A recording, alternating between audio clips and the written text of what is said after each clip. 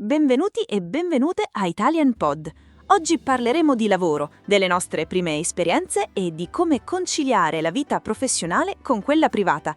Per chi non ci conoscesse, io sono Alessia e con me oggi c'è Giovanni. Benvenuto. Grazie Alessia, sono felice di essere qui. Allora Giovanni, sei pronto? Prontissimo. Bene, perché partiamo subito con la prima domanda. Qual è stato il tuo primo lavoro? Il primo lavoro, che ricordi? Avevo tipo 15 anni, forse 16, ed era estate. Faceva caldo, non avevo niente da fare e un giorno mio zio mi dice: «Ehi Giovanni, vuoi guadagnare qualcosa?» Io ovviamente sì, certo.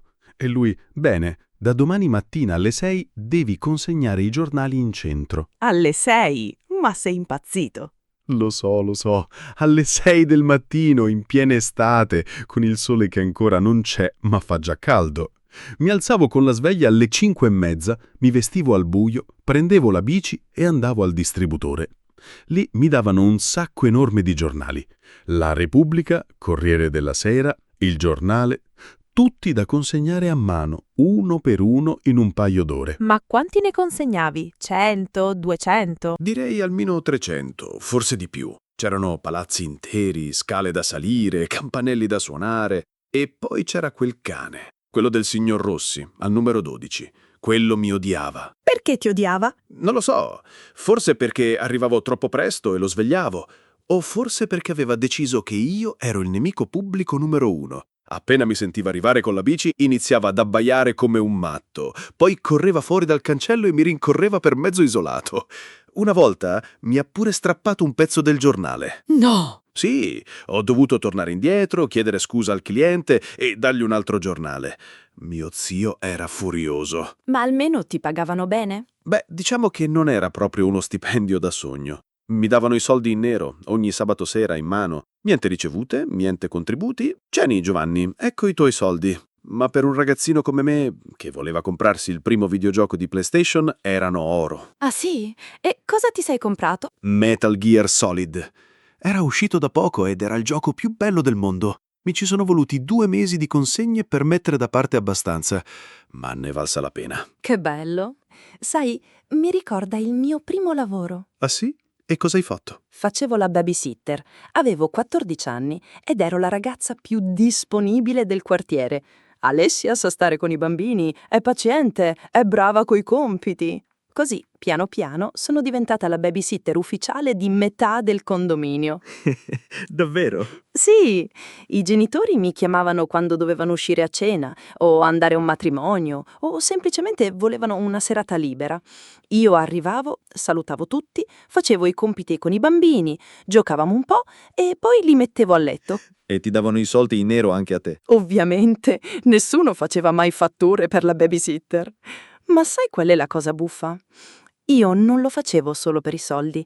Mi piaceva davvero. Ricordo che una sera, dopo aver messo a letto i 2 fratellini, ho visto che la cucina era un disastro.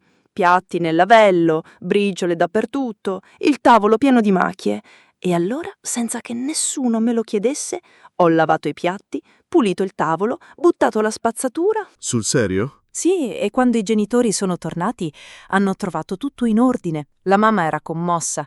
Mi ha detto: «Alessia, non sai quanto ci hai aiutato». E mi ha dato 20 euro in più. Wow, ma eri troppo brava. Forse. Ma ora che ci penso, capisco quanto fosse apprezzato quel piccolo gesto. Quando sei genitore, tornare a casa e trovare tutto in ordine è una benedizione. Già, io con i giornali non ho mai pulito niente. Solo tanti buongiorno urlati al vento e un cane che mi voleva morto. Ma almeno hai imparato a svegliarti presto. Troppo presto. Però sai una cosa, anche se era faticoso, mi piaceva. Per la prima volta sentivo di guadagnarmi i soldi con le mie mani. Non era un regalo dei genitori, non era un compleanno. Era qualcosa che avevo conquistato. Esatto, è una sensazione unica. E tu invece come hai trovato quei lavori da babysitter? Passaparola. Mia mamma ne parlava con le amiche, io ne parlavo con i compagni di scuola e piano piano la voce si è sparsa. In Italia funziona così spesso. Non vai su internet a cercare babysitter cercasi. No, lo viene a sapere tua zia, che lo dice a un'amica, che lo dice a un'altra e alla fine ti chiamano. È vero? Anche per i giornali è stato mio zio a darmi la dritta. Non ho mai visto un annuncio. Appunto, il passaparola è ancora potentissimo, soprattutto per questi lavoretti. E oggi, secondo te, i ragazzi trovano ancora lavori del genere? Certo, ma forse in modo diverso. Ora ci sono gruppi su Facebook, app come Superprof per le ripetizioni o piattaforme per fare commissioni. Però il concetto è lo stesso: guadagnare qualcosa mentre sei giovane, imparare a gestire i soldi, a essere responsabile. E a svegliarsi presto. O a non far arrabbiare i cani dei vicini. Esatto, perché alla fine il primo lavoro non è solo sui soldi, è anche su quello che impari. Proprio così. E forse senza quei primi piccoli lavori non saremmo qui oggi a fare questo podcast. Chissà, magari senza quel cane che mi rincorreva non avrei imparato a pedalare così veloce. Potrebbe essere la tua vera formazione professionale. Ok, passiamo alla seconda domanda, Giovanni. È una di quelle cose che oggi riguarda un po' tutti. Preferisci lavorare da casa o in ufficio? Bella domanda. Sai, non è facile rispondere con un sì o con un no, perché dipende molto dal tipo di lavoro, ma anche dal momento della vita in cui sei. Vai, allora raccontaci un po' questa storia. Allora, io ho provato entrambi i nodi. E devo dire che all'inizio, quando è arrivato lo smart working, cioè durante il lockdown, sembrava una specie di sogno. Mi alzavo, facevo colazione con calma, non dovevo prendere il treno o il bus, non dovevo mettermi in giacca e cravatta. Anzi, spesso lavoravo in tuta. Tipo pantaloni della tuta e maglietta con scritto «Sono un genio ma non oggi». Esatto, proprio così. Ero a casa, avevo il mio computer, il mio caffè e pensavo, ma perché non ho fatto questo prima? È la libertà totale. Lo so. All'inizio sembrava quasi una vacanza. Ti sentivi produttivo perché facevi 2 cose e avevi risparmiato un'ora di viaggio. Giusto. Ma poi, dopo un paio di settimane, forse un mese, ho iniziato a sentirmi un po' strano. Strano come? Strano, tipo isolato. Non vedevo nessuno. Parlavamo in video, certo, ma non è la stessa cosa. Non c'erano i 5 minuti prima della riunione in cui chiacchieri con un collega dell'ultimo film che hai visto, o del caffè troppo amaro della macchinetta. Non c'era niente. Solo io, il mio schermo e il silenzio di casa. Ah, ecco, il famoso effetto ufficio in salotto. Esatto. E dopo un po' il salotto diventa ufficio, la cucina diventa sala riunioni, il letto diventa... il letto diventa il posto dove fai le riunioni alle 15:30 sdraiato. Non dirlo troppo forte, che qualcuno potrebbe ammettere di averlo fatto. Senti, non giudico. Ma io dopo un po' ho iniziato a sentire la mancanza delle persone. Mi mancava vedere i colleghi, scherzare, fare 2 passi fuori durante la pausa. Mi mancava persino la macchinetta del caffè che non funzionava mai bene. Perché in fondo il lavoro non è solo fare le cose, è anche stare con le persone. Esattamente. E allora ho capito che per me la soluzione migliore non è né tutto da casa né tutto in ufficio. È un mix. Tipo 2 o 3 giorni in ufficio, il resto da casa. Io invece sono un po' diversa. Ah sì? Sì, io amo lavorare da casa, amo la flessibilità, amo poter scegliere quando fare una pausa, quando alzarmi, quando prepararmi un tè, senza dover chiedere permesso a nessuno. Ma non ti distrai? Onestamente, sì, all'inizio sì. A volte vedevo che la lavatrice aveva finito e pensavo, ora la svuoto, tanto la riunione è tra mezz'ora. E poi, tra svuotare la lavatrice, piegare i panni e mettere su un'altra lavatrice, la riunione era già iniziata da 10 minuti. Classico. Poi ho imparato a organizzarmi meglio. Ho creato uno spazio dedicato, anche piccolo, ma solo per lavorare. Una scrivania, una sedia, niente divano, niente letto. E soprattutto ho imparato a vestirmi. Anche se resto a casa, mi vesto come se dovessi uscire. Perché se resto in pigiama tutto il giorno, il cervello capisce. Oggi non è un giorno di lavoro. Che saggio consiglio! È vero. Ma sai qual è la cosa che mi manca di più quando lavoro da casa? Dimmi. Il rito della partenza. Quando esco di casa, chiudo la porta, cammino per strada, prendo il tram o il treno e durante quel tragitto mentalmente mi preparo al lavoro. È come un passaggio. Mentre quando lavori da casa sei in modalità casa.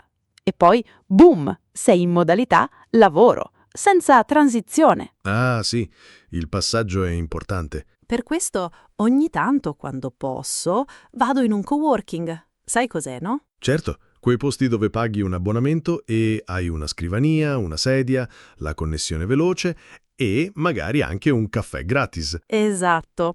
E non è solo per il caffè, anche se quello aiuta, è per creare un confine. Vado lì, lavoro e quando esco finisce il lavoro. Torno a casa e sono di nuovo in modalità vita privata. Bella idea. Io invece ho un altro sistema. Quando lavoro da casa uso delle piccole routine. Per esempio, ogni mattina faccio una passeggiata di 10 minuti prima di iniziare, anche solo intorno al palazzo. È il mio modo di andare in ufficio. Che bello. E quando torni? Quando finisco, spengo il computer, chiudo il laptop e dico ad alta voce «Fine del lavoro». Sul serio? Sì, lo so, sembra strano, ma funziona, perché il cervello ha bisogno di segnali. Se non gli dici «adesso basta», continua a lavorare anche mentre guardi Netflix. Esatto, è quello che capita a tanti. Lo smart working ha portato tanti vantaggi, ma anche un problema grosso, la difficoltà di staccare. Già, e in Italia poi c'è un'altra cosa. Sai che prima della pandemia lo smart working era quasi sconosciuto in molti settori. Purtroppo sì, c'era quest'idea che per lavorare bene dovevi stare fisicamente in ufficio, dalle 9 alle 18, altrimenti non eri presente. E invece si è visto che non è vero, che si può essere produttivi anche da casa. E anzi, spesso di più. Però non tutti i lavori possono farlo, ovviamente.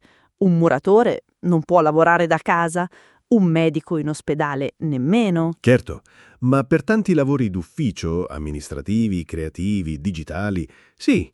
E ora in Italia, soprattutto nelle aziende più moderne, lo smart working è diventato normale, anche se a volte c'è ancora chi lo vede con sospetto. Tipo, ma se non lo vedo, come faccio a sapere che lavora? Proprio così. E invece dovremmo misurare il lavoro per i risultati, non per le ore passate alla scrivania. E tu alla fine preferisci stare in ufficio per vedere i colleghi o per il lavoro in sé? Un po' per entrambi, ma soprattutto per i colleghi.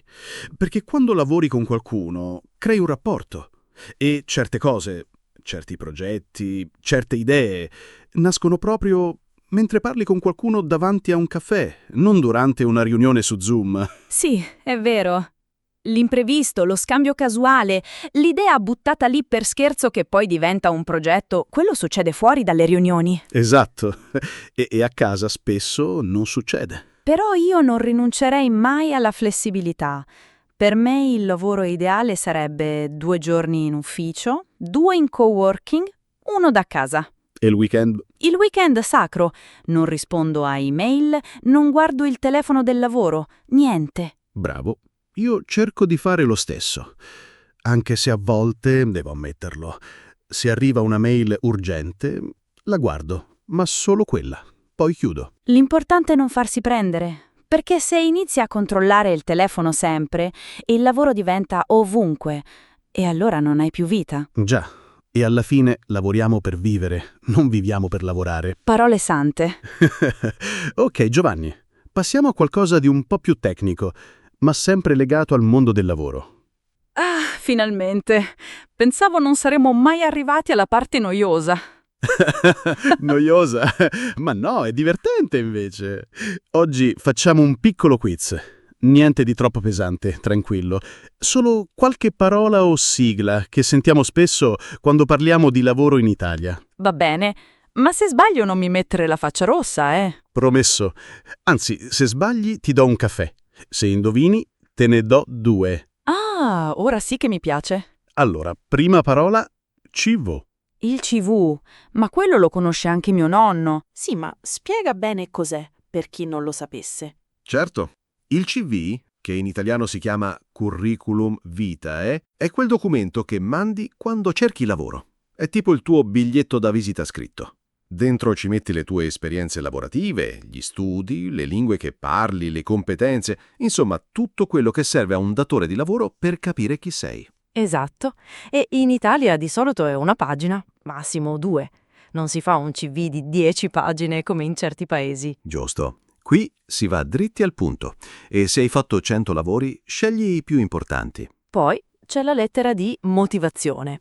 Ah, quella che io chiamo la lettera dell'entusiasmo forzato. Esatto. Quella in cui dici: sono entusiasta di candidarmi per questa posizione perché... E dentro ci metti frasi come sono una persona precisa, affidabile e con uno spiccato senso del dovere.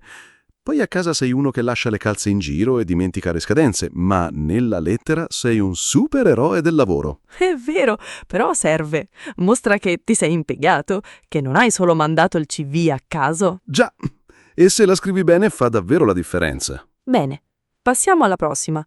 Questa è una sigla. CCNL. Ah, il CCNL, il famigerato CCNL. Sì, quello. Che significa? Contratto collettivo nazionale del lavoro. Bravo.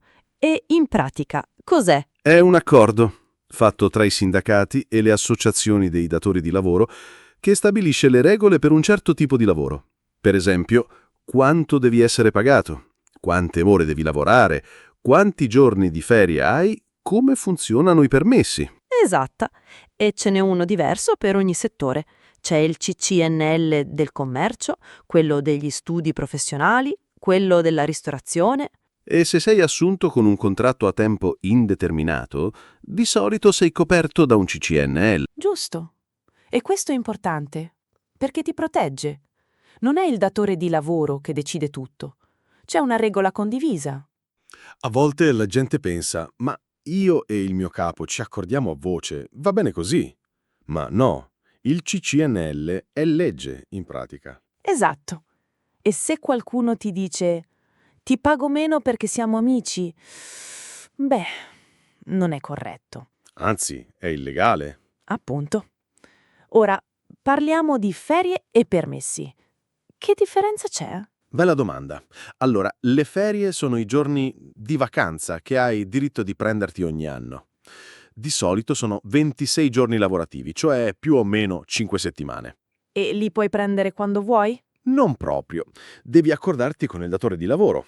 In certi periodi, tipo agosto, tutti vogliono andare in vacanza e in azienda non possono chiudere, quindi si fa un calendario. Io ricordo che da ragazza lavoravo in un negozio e la proprietaria diceva chi vuole andare in vacanza a luglio alzi la mano e tutti alzavano la mano e lei no, non potete andare tutti a luglio.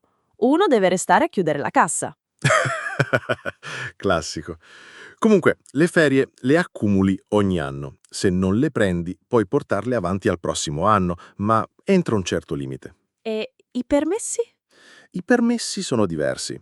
Sono ore o giorni che puoi prenderti per motivi specifici. Per esempio, se devi andare dal medico, o se hai un impegno familiare, o se devi fare una commissione importante. E sono retribuiti? Dipende. Alcuni sì, altri no.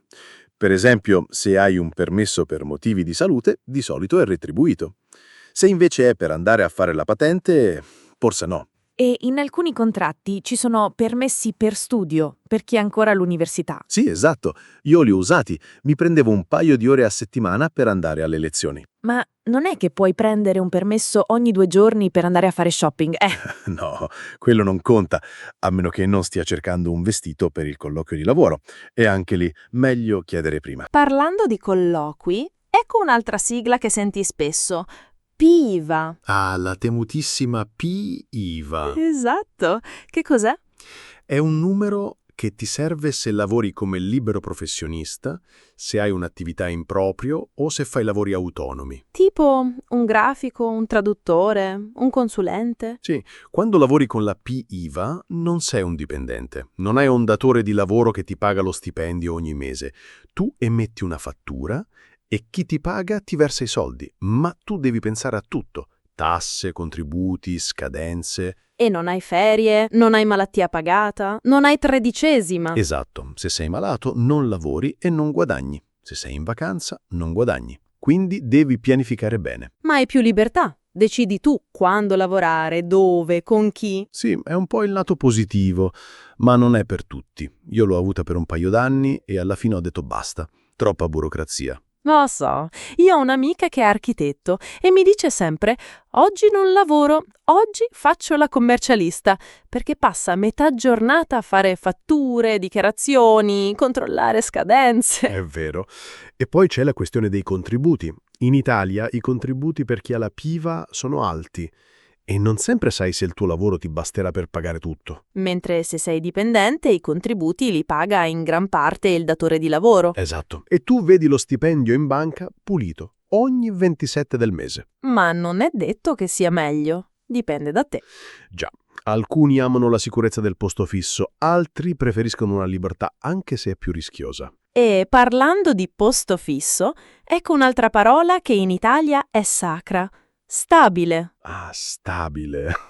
La parola magica. Vorrei un lavoro stabile. Quante volte l'hai sentita? Milioni! E sai perché? Perché stabile vuol dire che non ti licenziano domani. Vuol dire stipendio fisso, ferie, malattia pagata, tredicesima, quattordicesima. E soprattutto vuol dire tranquillità. Sai che a fine mese hai soldi. Per molte persone, soprattutto i genitori, è fondamentale. Mia madre ancora oggi mi dice: «Trova un lavoro stabile, Giovanni, non fare il freelance, che poi a 40 anni non sai dove mettere la testa». Mia nonna diceva: meglio un posto in comune che 1 milione in banca. Esatto, è il classico detto italiano. Il posto fisso nel pubblico è il sogno di molti. E in effetti è comprensibile. Il lavoro precario, i contratti a tempo determinato, i lavoretti che durano 3 mesi, fanno paura. Già, e purtroppo in Italia tanti giovani passano anni così. Contratti corti, pochi soldi, nessuna prospettiva. Ecco perché quando senti contratto a tempo indeterminato, è come sentire e vissero felici e contenti. Esatto, è la fine del tunnel, il premio. Ma sai una cosa? Anche il posto fisso non è più così sicuro come una volta. Vero. Ora ci sono i licenziamenti, anche nel pubblico, anche se è più difficile. E poi tante aziende preferiscono assumere con contratti flessibili. Ecco un'altra parola, flessibile. Ah, flessibile, una parola che suona bene, ma a volte nasconde cose strane. Tipo? Tipo contratti part-time che non ti danno abbastanza ore, o lavori intermittenti in cui stai mesi senza chiamata. Come i voucher di una volta, che pagavano pochissimo e non davano diritti. Sì, quelli sono stati aboliti per fortuna, ma il lavoro precario esiste ancora. E allora, torniamo al quiz. Altra sigla, NASPI. Ah, la NASPI, l'indennità di disoccupazione. Esatto. Che cos'è? È una specie di sostegno economico che ricevi se perdi il lavoro. Ma non tutti possono averla. Devi aver lavorato per un certo periodo, devi aver versato i contributi e devi aver perso il lavoro senza colpa tua. Quindi se ti licenziano, sì. Se te ne vai tu, forse no. Esatto. E ti dura un po' di mesi. Dipende da quanti anni hai lavorato. E serve per tirare avanti mentre cerchi un altro lavoro. Già, ma non è tantissimo. Io un amico l'ha avuta e diceva: «Con la NASPI sopravvivo, ma non vivo». Che frase! Poi c'è la Discol, ma forse è troppo tecnica per ora. Sì, magari la lasciamo per un'altra puntata. Perché altrimenti ci mettiamo a parlare di INPS, contributi, aliquote, e qui rischiamo di addormentare tutti. Vero, meglio mantenere un po' di leggerezza. Però è importante sapere queste cose, perché quando lavori non è solo ricevo stipendio, fine. C'è un mondo dietro. Esatto, E capire il lessico ti aiuta a capire i tuoi diritti, le tue possibilità, anche i tuoi doveri. E a non farti fregare. Giusto, perché purtroppo ci sono ancora datori di lavoro che pagano in nero, che non rispettano il CCNL, che non danno ferie, E allora tu devi sapere cosa ti spetta. e se non te lo danno, devi saperlo dire. Con calma ma con sicurezza. Scusi, ma secondo il CCNL della mia categoria ho diritto a 26 giorni di ferie all'anno. Sì, ma il mio contratto prevede il part-time verticale con opzione di riconversione orizzontale. No, quello non dirlo. Quello non lo capisce nessuno. Esatto, meglio parlare chiaro. E comunque, anche se alcune di queste parole sembrano noiose, fanno parte della vita di tutti quelli che lavorano in Italia. Ok, Giovanni, cambiamo un po' argomento. Ora andiamo a parlare di qualcosa che prima o poi tocca a tutti: cercare lavoro. Ah sì, il momento temuto, quello in cui accendi il computer con la speranza che ci sia almeno un'offerta decente. Esatto, quel misto di speranza, ansia e un po' di disperazione. Basta che mi assumano anche a pulire i bagni, purché mi paghino. Esagerata, ma ti capisco. Io ricordo i miei primi tempi. Ero fresco di laurea, pieno di entusiasmo e pensavo, ce l'ho fatta, ora mi assumono tutti. E invece? E invece... niente. Silenzio. Mandavo curriculum a destra e a manca, anche a posti che non mi interessavano particolarmente, giusto per farmi esperienza. Ma spesso non ricevevo nemmeno una risposta. Che frustrazione. Immensa. A un certo punto ho iniziato a chiedermi, ma il mio CV è così brutto? Ho scritto qualcosa di sbagliato? Forse dovrei metterci una foto più carina. No, Giovanni, la foto non era il problema. Lo so, ora lo so, ma allora non avevo idea di come funzionava davvero. E dove cercavi lavoro? All'inizio sui giornali. Sì, sui giornali veri, di carta. Mia mamma ogni mattina leggeva la pagina degli annunci e sottolineava quelli che potevano andare bene per me. Guarda, qui cercano un assistente. Potresti provarci. Che dolce.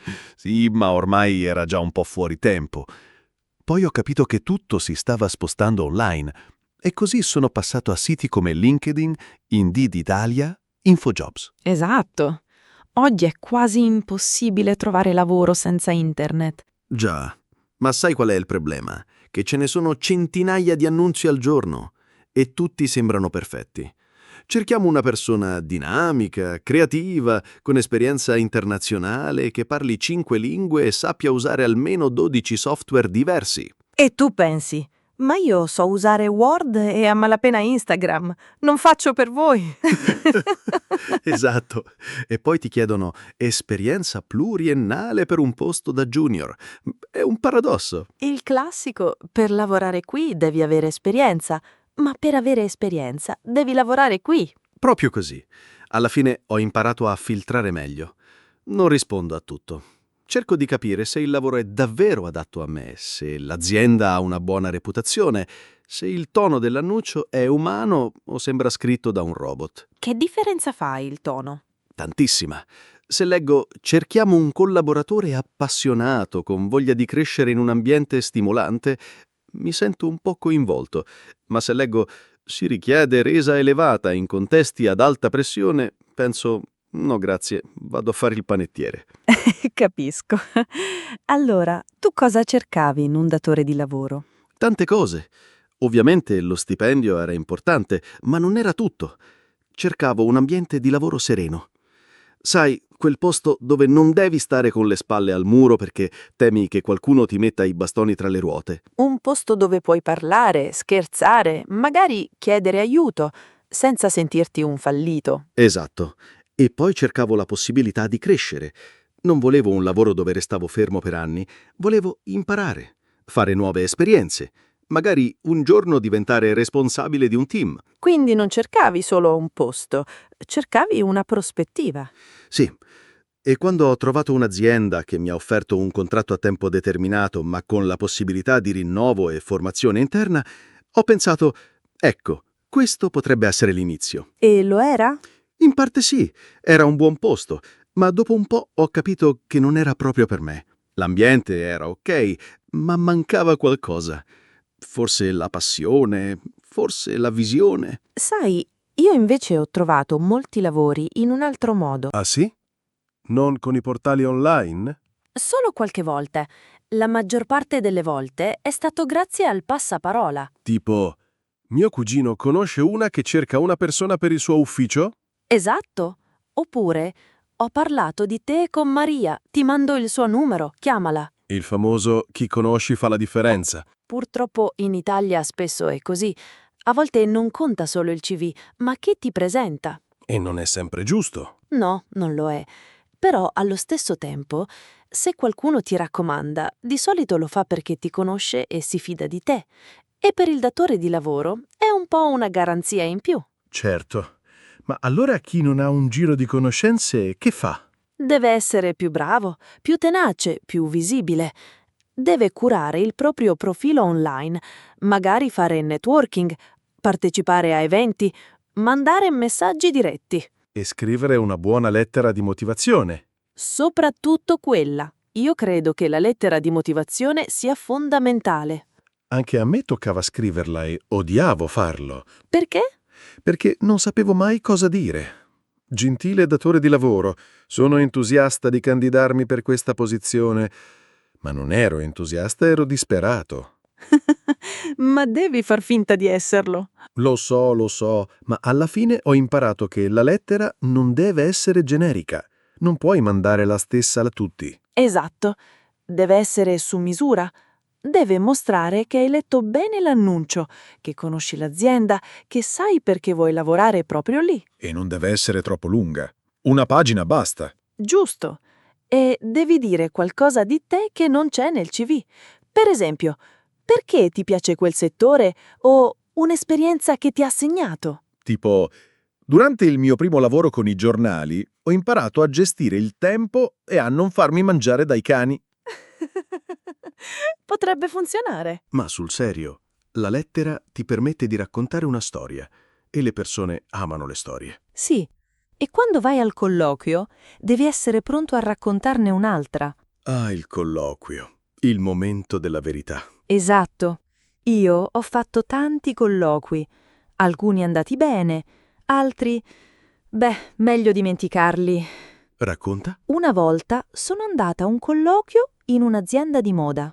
Arrivo, mi fanno aspettare mezz'ora fuori da una stanza, poi mi fanno entrare.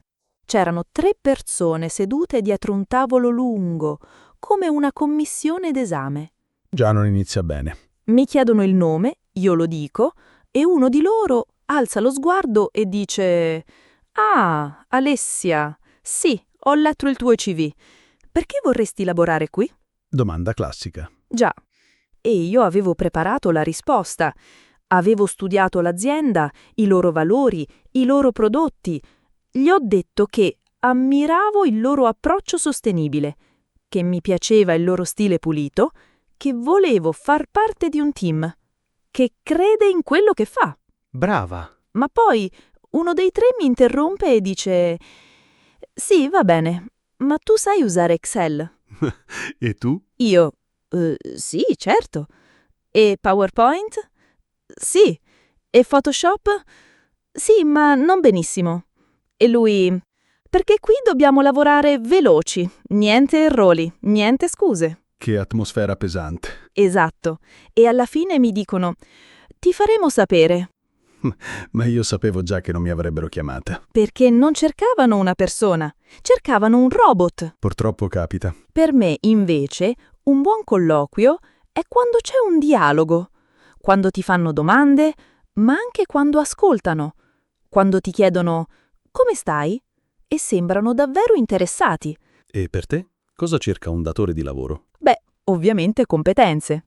Ma oggi, sempre di più, cercano atteggiamento, cercano persone affidabili, flessibili, che sanno lavorare in team. E puntualità. Non puoi arrivare in ritardo a un colloquio. Mai. È il primo segnale che dai. Se arrivi in ritardo già pensano: se non riesce a essere puntuale per un colloquio, figuriamoci per il lavoro. E se invece arrivi troppo presto? Anche quello non va bene. Mezz'ora prima sì, ma non 2 ore. Immagina, buongiorno, sono qui per il colloquio delle 15. Sono arrivata alle 13. Posso aspettare in cucina? No, troppo strano. Comunque, alla fine, che differenza c'è tra un contratto a tempo determinato e uno indeterminato? Semplice. Il tempo determinato ha una data di fine. Diciamo che ti assumono per 6 mesi o per un anno. Poi, se va bene, magari te lo rinnovano. Se no, finisce lì. Mentre il tempo indeterminato è per sempre? Non proprio per sempre, ma finché non ti licenziano o non te ne vai tu. È il famoso posto fisso. Il sogno di ogni nonna italiana. Esatto.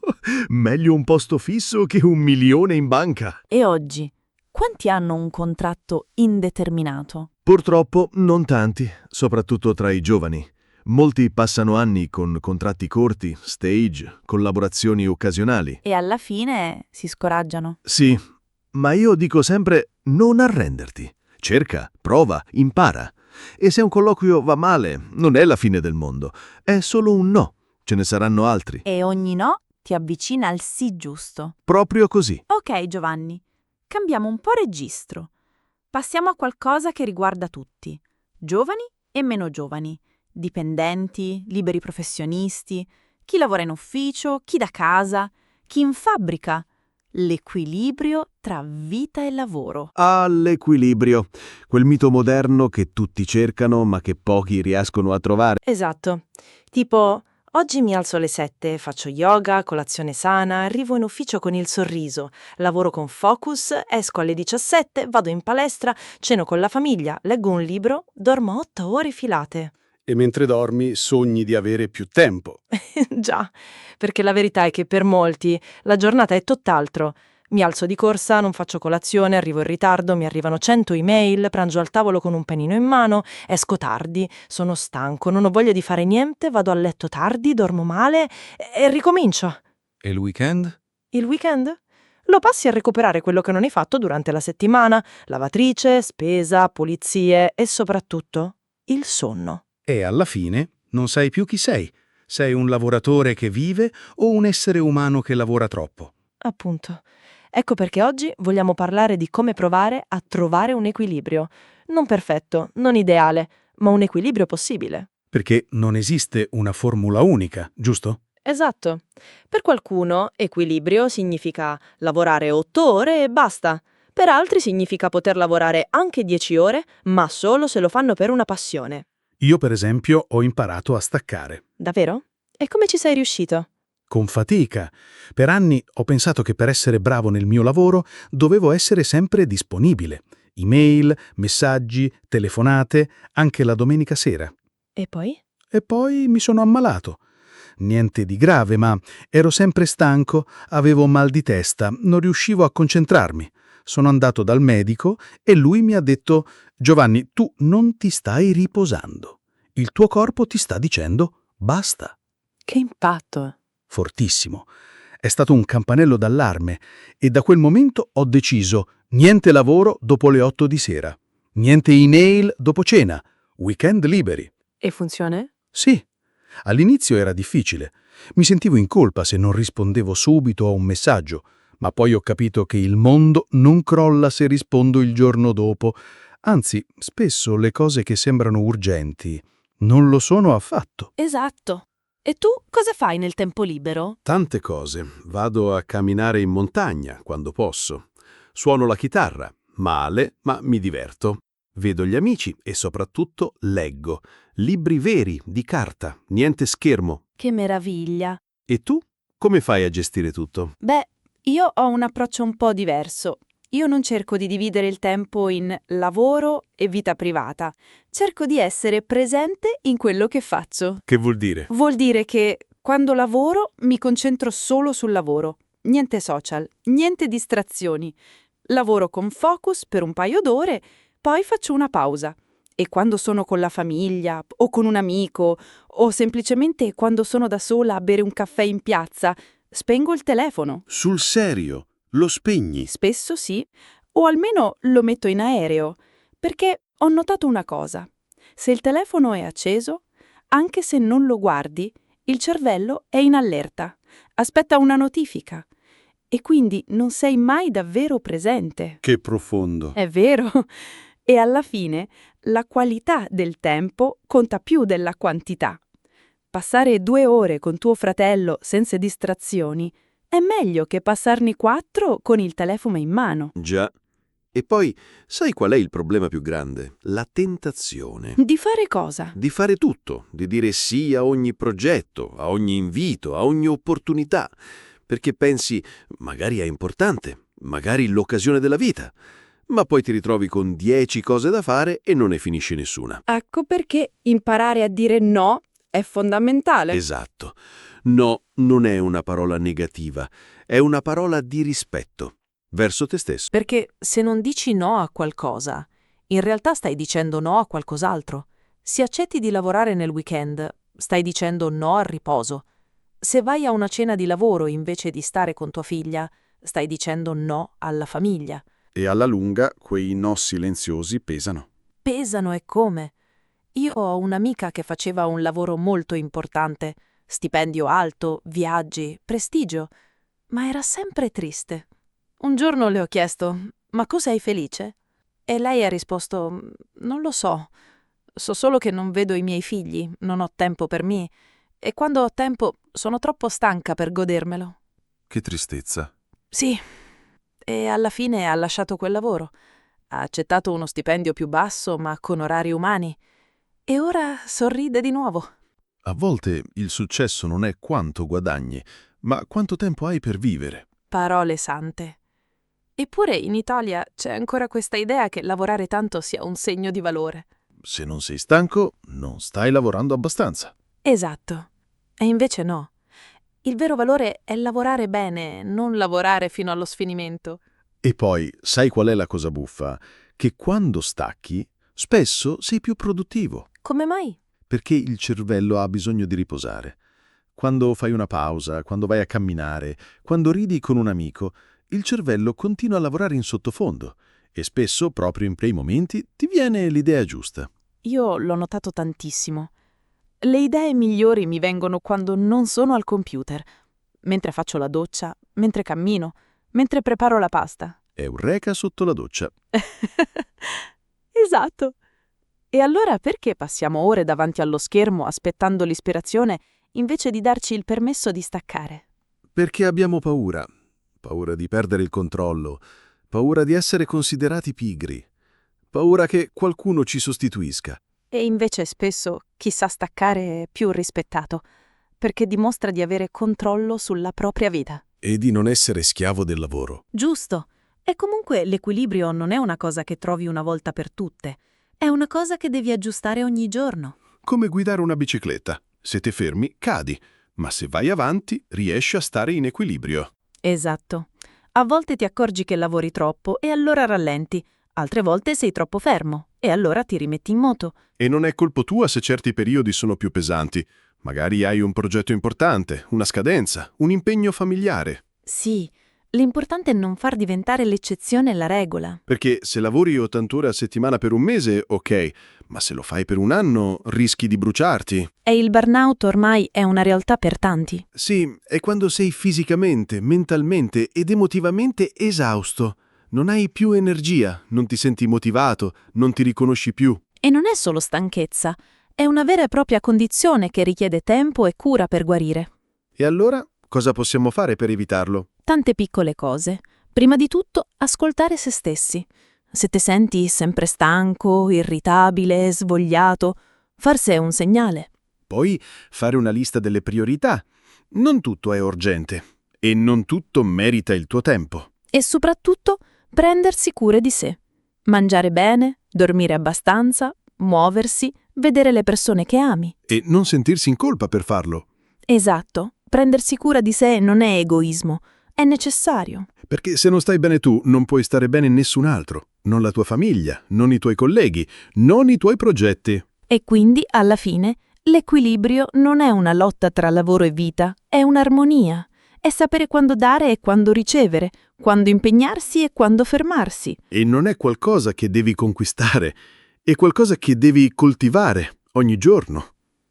E se oggi non ce l'hai, Va bene, domani puoi riprovare. Perché l'importante non è essere perfetti, è essere presenti, E vivi. soprattutto vivi. Ok, Giovanni, ora che abbiamo parlato di lavoro, di come si cerca, di come si vive, direi che è il momento perfetto per qualche curiosità, perché il mondo del lavoro in Italia, diciamocelo, ha le sue regole un po' particolari. Ah sì, le famose regole non scritte, quelle che non trovi nei contratti ma che impari con l'esperienza. Esatto, e cominciamo con una cosa che forse sorprende chi viene da fuori, la pausa pranzo. Ah, la mitica pausa pranzo all'italiana. Sì, mentre in tanti paesi si mangia in mezz'ora e si torna subito al lavoro, in Italia, qui si fa sul serio. Per molti lavoratori la pausa pranzo non è di 30 minuti, è di un'ora, un'ora e mezza, a volte anche 2. Io ricordo quando lavoravo in un ufficio a Milano. Alle 12:30 tutti iniziavano a guardare l'orologio. Poi, alle 13 in punto, era come se scattasse una sirena invisibile. Andiamo a pranzo! E dove andavate? In un piccolo ristorante, qui vicino. Facevamo un menù completo, antipasto, primo, secondo, contorno, un bicchiere di vino e ovviamente il caffè alla fine. Ma eravate in pausa lavorativa? Certo, e nessuno ci trovava niente di strano, anzi era normale. E sai cosa succedeva dopo pranzo? Dimmi. Dalle 14 alle 15 silenzio totale, tutti un po' assonnati, qualcuno con la testa tra le mani, altri che cercavano di riprendersi con un secondo caffè. Perché dopo un pranzo così è impossibile essere produttivi subito. Esatto! Ma non è solo nelle grandi città, nel sud, soprattutto nei piccoli negozi. Capita ancora oggi che chiudano tra le 13 e le 16. Sì, chiudo per pranzo. Lo vedi scritto sui cartelli appesi alla porta. Riapro dopo pranzo. E non è una scusa, è proprio così. La famiglia mangia insieme, si riposa un po', magari si fa anche un pisolino e poi si torna a lavorare con calma. È un altro ritmo, più lento, più umano. E in fondo non è poi così male, perché mangiare con calma, parlare con qualcuno, staccare la mente, fa bene, non solo allo stomaco, ma anche al cervello. Mentre in tanti uffici all'estero ti vedono mangiare un panino alla scrivania e pensano «che efficiente». Qui da noi penseremmo «poveretto, non ha nemmeno il tempo di sedersi a tavola». Già, da noi se mangi in ufficio ti chiedono «ma non vai a pranzo con i tuoi?» È una questione di cultura. Il pranzo non è solo un pasto, è un momento sociale. Esatto. E parlando di cultura del lavoro, c'è un'altra cosa che in Italia è quasi sacra. Il caffè? Anche, ma no, sto parlando del posto fisso. Ah, sì, il mito, il sogno, la chimera. Per generazioni il posto fisso è stato l'obiettivo di ogni famiglia italiana. Figlio mio, studia, prendi la laurea e trova un posto fisso. E quando dicevano posto fisso, spesso pensavano al pubblico, un lavoro in comune, in banca, in posta, a scuola, qualcosa di stabile, con lo stipendio ogni mese, ferie garantite, 13ª. E soprattutto non ti licenziano mai. Esatto, perché in Italia licenziare un dipendente a tempo indeterminato non è semplice. Ci sono tante protezioni. E allora per tanti il posto fisso era la sicurezza, la tranquillità, il futuro assicurato. Mia nonna diceva sempre, meglio un posto fisso che 1 milione in banca. Ma perché? Perché 1 milione in banca non dura per sempre, ma un posto fisso, sì. Appunto. E ancora oggi tanti genitori dicono ai figli, trova qualcosa di stabile. Anche se ormai, lo sappiamo, il posto fisso non è più così facile da trovare e non è detto che sia per sempre. Già. E poi c'è chi ha cambiato idea. Perché il posto fisso a volte significa anche routine, poca libertà, crescita lenta. Mentre tanti giovani oggi cercano flessibilità, creatività, possibilità di viaggiare e di cambiare. E allora nascono altre domande. Ma il posto fisso è ancora così importante? Per qualcuno sì, per altri no. Dipende dai valori, dal momento della vita. C'è un'altra curiosità, Giovanni, che non possiamo non affrontare. Ah, lo so, il famoso chi conosci. Esatto. In Italia spesso non conta solo il tuo CV, conta anche chi ti raccomanda. Mio cugino conosce il fratello del capo. Chissà, magari ti dà una mano. È il classico passaparola. E non è sempre giusto, perché chi non ha un giro di conoscenze parte svantaggiato. Però, allo stesso tempo, se qualcuno ti raccomanda, di solito lo fa perché ti conosce bene e si fida di te, e per il datore di lavoro è una garanzia in più. Sì, ma a volte diventa un sistema chiuso. Lavorano solo quelli del giro di Mario. E allora chi non è nel giro, che fa? Deve essere più bravo, più visibile, più tenace. Deve costruirsi un suo giro. E magari sfruttare i social. Oggi LinkedIn, Instagram, Twitter possono diventare dei veri e propri biglietti da visita. Già. E in certi settori come le start-up o le aziende internazionali si cerca di essere più meritocratici. Ma il colpo di fortuna, cioè conoscere la persona giusta al momento giusto, ancora conta. Pensa a questa storia. Un mio amico cercava lavoro da mesi. Invia centinaia di CV, fa colloqui, niente.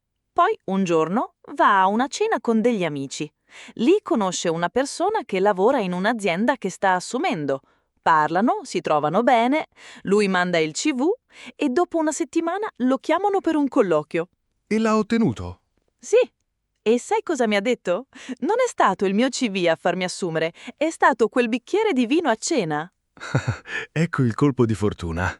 Ma non è solo una questione di fortuna, è anche una questione di essere presenti, di parlare con le persone, di non chiudersi in casa a mandare CV senza mai uscire. Perché il lavoro spesso non lo trovi online, lo trovi fuori, tra la gente. Esatto. E poi, un'altra cosa curiosa, in Italia il lavoro non è solo una questione economica, è anche una questione di identità. Che vuoi dire? Quando incontri qualcuno per la prima volta, dopo come ti chiami, la seconda domanda è sempre che lavoro fai?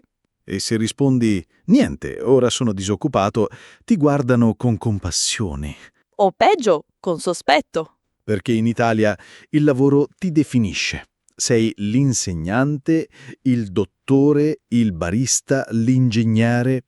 E quando non lavori, a volte ti senti come se non fossi nessuno. È pesante, perché tutti abbiamo valore, anche quando non siamo occupati. Ma questa mentalità sta lentamente cambiando. Oggi si parla di work-life balance, di benessere, di flessibilità. E si inizia a capire che una persona non è solo il suo lavoro. Già. E forse un giorno la prima domanda sarà: cosa ti piace fare? Invece di che lavoro fai? Sarebbe bello.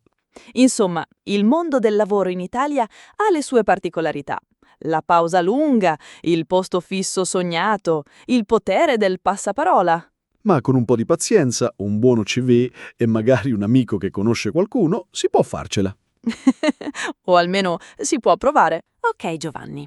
Ora che abbiamo parlato di lavoro, di come si cerca, di come si vive, direi che è il momento perfetto per un piccolo esercizio pratico. Ma sì? Che tipo di esercizio? Un role play, una simulazione di colloquio di lavoro. Così chi ci ascolta può sentire come si svolge una vera conversazione in italiano, con frasi comuni, espressioni utili e un tono naturale. Perfetto. E io che ruolo faccio? Tu fai il datore di lavoro, un manager di un'azienda di moda. Io sono la candidata, una giovane professionista che cerca un posto come content creator. Ah, content creator. Uno di quei lavori che nemmeno esistevano 10 anni fa. Esatto, ma oggi è uno dei lavori più richiesti. Bene. Allora iniziamo. Buongiorno Alessia, grazie per essere venuta. Buongiorno, grazie a lei per avermi ricevuta. Prego, si accomodi. Allora, ci racconti un po' di lei e della sua esperienza. Certo, sono contenta di essere qui. Ho lavorato per 2 anni come social media manager in un'azienda di design, dove curavo i contenuti per Instagram e TikTok. Prima di quello ho fatto uno stage in una piccola agenzia di comunicazione e lì ho imparato molto sulla creazione di campagne digitali. Interessante. E cosa faceva esattamente in quel ruolo? Beh, mi occupavo di tutto il flusso dei contenuti, pianificavo il calendario editoriale, scrivevo i testi, facevo foto e video e poi analizzavo i risultati con gli strumenti di Analytics. Mi piace molto creare storie coinvolgenti, soprattutto per un pubblico giovane. E perché vorrebbe lavorare proprio da noi? Perché ammiro molto il vostro stile, è autentico, curato nei dettagli e ha una forte identità. Penso che il mio modo di raccontare le cose possa sposarsi bene con la vostra filosofia. E poi mi piacerebbe portare una ventata di freschezza ai vostri canali, magari con video dietro le quinte o con collaborazioni mirate a micro-influencer del settore. Ottimo. Mi piace che abbia studiato l'azienda. E per quanto riguarda lo stipendio, qual è la sua aspettativa? Vorrei uno stipendio in linea con il CCNL della categoria, ma sono aperta a discuterne in base ai benefit, alle opportunità di crescita e al tipo di contratto. Capisco.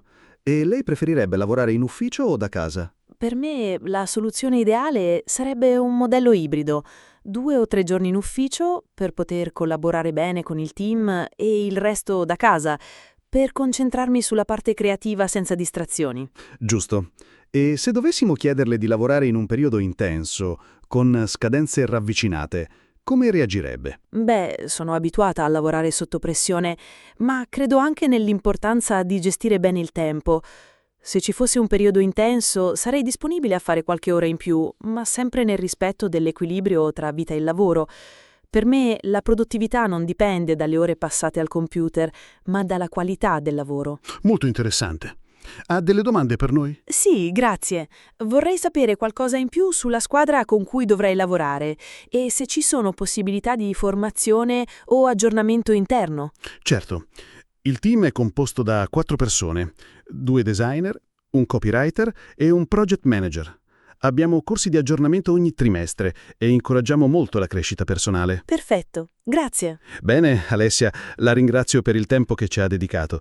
Le faremo sapere entro la prossima settimana. Grazie mille. Sono a disposizione per qualsiasi altra informazione. Ottimo, arrivederla. Arrivederla. Ecco, Giovanni, che ne dici? Direi che è andata bene. Sembra proprio un vero colloquio. Esatto. E ora, per chi ci ascolta, facciamo un piccolo commento didattico. Sì, perché in questo breve dialogo ci sono tante frasi che si usano spesso nei colloqui di lavoro in italiano. Per esempio, grazie per essere venuta. È una frase di cortesia che si usa all'inizio, educata, semplice e molto comune. E la risposta, grazie a lei per avermi ricevuta, è un modo educato per ricambiare il ringraziamento. Poi c'è la classica domanda. Ci racconti un po' di lei e della sua esperienza? E qui la candidata non ha detto solo ho fatto questo, ho fatto quello. Ha raccontato una storia, ha parlato del suo percorso, dei suoi ruoli e soprattutto di cosa faceva in concreto. Già, e ha usato verbi molto specifici. Curavo i contenuti, pianificavo il calendario, analizzavo i risultati. Mostra competenza. Poi c'è la domanda temuta. Perché vorrebbe lavorare proprio da noi? E qui la risposta non è stata generica. Non ha detto perché mi piace il vostro settore. Ha detto ammiro il vostro stile. È autentico, curato nei dettagli. Ha mostrato di aver studiato l'azienda. E questo fa davvero la differenza, perché dimostra interesse reale, non solo bisogno di un lavoro. Poi c'è la parte dello stipendio. Vorrei uno stipendio in linea con il CCNL della categoria, ma sono aperta a discuterne. Frase perfetta. Non dice un numero fisso, ma mostra flessibilità. E mette in chiaro che non è solo lo stipendio a contare, ma anche i benefit e le opportunità. Esatto. E quando le ho chiesto del lavoro agile, ha detto preferirei un modello ibrido. Che è una risposta molto equilibrata, né troppo rigida né troppo aperta. Mostra che sa quello che vuole, ma è collaborativa. Poi la domanda sulle ore extra. Come reagirebbe a un periodo intenso? E la risposta è stata molto intelligente. Sono disponibile, ma nel rispetto dell'equilibrio vita-lavoro. Perché non ha detto sì, lavoro anche alla domenica, che sarebbe sembrato disperato, e non ha detto No, non lavoro mai fuori orario, che sarebbe sembrato poco collaborativo. Ha trovato un punto di equilibrio. E infine la domanda finale. Ha delle domande per noi? E qui non ha detto no, va bene così. Ha chiesto del team e della formazione. Mostra che pensa al futuro, che vuole crescere. E chiude con «Sono a disposizione per qualsiasi altra informazione. Educata, disponibile, professionale». Insomma, un colloquio ben fatto. E ora un consiglio per chi ascolta. Provate a fare un piccolo roleplay a casa. Sì, prendete un amico, un familiare, oppure registratevi da soli. Simulate un colloquio, anche breve. E cercate di usare frasi come quelle che abbiamo sentito. Mi piacerebbe lavorare qui perché sono aperto o aperta a discuterne. Sono a disposizione per ulteriori chiarimenti. E non abbiate paura di sembrare formali. In un colloquio, un po' di formalità è normale. L'importante è essere chiari, sicuri e autentici. Perché alla fine non cercano solo competenze, cercano una persona. E se tu sei quella persona, devi saperlo mostrare. Con le parole giuste, ma soprattutto con il giusto atteggiamento. E ricordate, più pratichi, più ti sentirai sicuro. E più sarà facile affrontare un vero colloquio senza tremare come una foglia. Esatto, perché tremare va bene, ma se non riesci a parlare è un problema. Già, meglio un po' di emozione, ma con la mente lucida. Quindi provateci, giocateci. E se volete, mandateci i vostri roleplay. Sì, sui nostri social o sul sito. Magari facciamo una puntata speciale con i vostri video. Chissà, potreste diventare le star di Italian Pod. Con tanto di caffè in mano e tutta da casa. Esatto, perché il lavoro oggi può iniziare anche dal salotto di casa. Ecco Giovanni, siamo arrivati alla fine di questa puntata. Già, è volata. Abbiamo parlato di lavoro dall'alba al tramonto, dai giornali consegnati in bici alle simulazioni di colloquio. Esatto. E speriamo che questa chiacchierata vi sia stata utile, non solo per imparare nuove parole, ma anche per capire un po' meglio come funziona il mondo del lavoro qui in Italia. Sì, con tutte le sue sfumature. La pausa pranzo lunga, il mito del posto fisso, il potere del passaparola. E soprattutto speriamo che vi sia sembrata naturale, perché il nostro obiettivo è proprio questo: farvi ascoltare l'italiano come si parla davvero, tra persone normali, senza frasi da manuale. Sì, e se vi è piaciuto il roleplay, provatelo anche voi. Magari con un amico, un compagno di corso, o da soli davanti allo specchio. E quando vi sentite pronti, scriveteci. Ci farebbe molto piacere sapere qual è il vostro lavoro o quale vorreste fare. E soprattutto, come fate a trovare l'equilibrio tra lavoro e vita privata? Lo fate con lo smart working? Con le passeggiate in montagna? Con un cane che vi rincorre mentre consegnate i giornali? Qualsiasi cosa, raccontatecela. Ci trovate sul nostro sito, su Instagram, su Facebook. Basta cercare Italian Pod. E se avete domande, dubbi o volete suggerirci un argomento per la prossima puntata, mandateci un messaggio. Perché ogni puntata nasce anche dai vostri spunti. E chissà, magari la prossima volta tocca a voi essere qui, in questa conversazione. Per ora, grazie mille Giovanni, per aver condiviso le tue storie, i tuoi consigli e soprattutto per non avermi fatto sentire l'unica a essersi mai fatta inseguire da un cane sul lavoro. Figurati, è stato un piacere. E grazie a voi, come sempre, per essere stati con noi. Alla prossima puntata di Italian Pod. Ciao a tutti!